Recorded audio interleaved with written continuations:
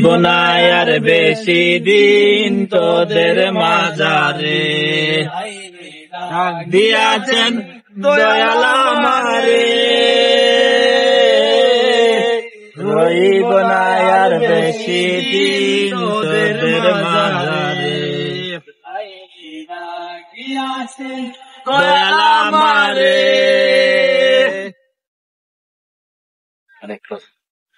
আসসালামু আলাইকুম রহমতুল্লাহি ওয়া বারাকাতুহু। আমরা এখন আছি এতখেতা টিল্লার উপরে। খুব চমৎকার জায়গা, চতুর্দিকে পানি,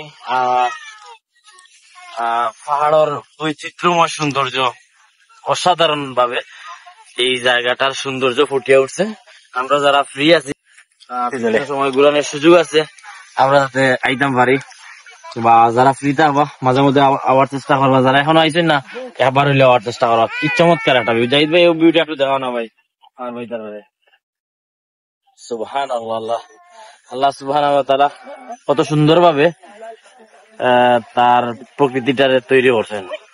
সম্প্রতি একটি দুর্দান্ত ভ্রমণ ছিল প্যারিস থেকে এট্রেটা। বলতে গেলে এটি ছিল জীবনের অন্যতম সেরা একটি ট্যুর।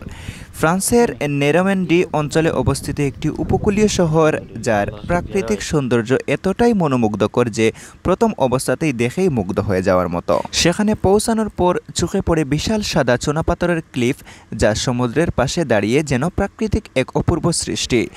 এই ক্লিফগুলো স্বাভাবিকভাবেই এমনভাবেই তৈরি হয়েছে যে দেখতে মনে হয় যেন কেউ নিখুঁতভাবে কাটাকাটি করে নিপুণ ভাস্কর্য তৈরি করেছে, যেখানে দাঁড়িয়ে সমুদ্রের গর্জন শোনা আর এই মনোমুগ্ধকর দৃশ্য দেখা সত্যি এক অভিজ্ঞতা। সেখানে বিভিন্ন জায়গা রয়েছে, যেমন লাগার্দ নামক ছোট্ট একটি চ্যাপেল, যেটি পাহাড়ের উপর অবস্থিত।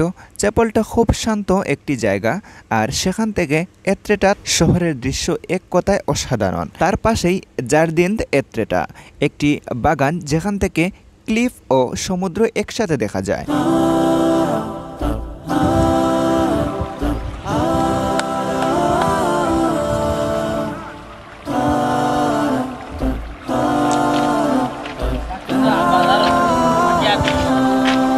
আর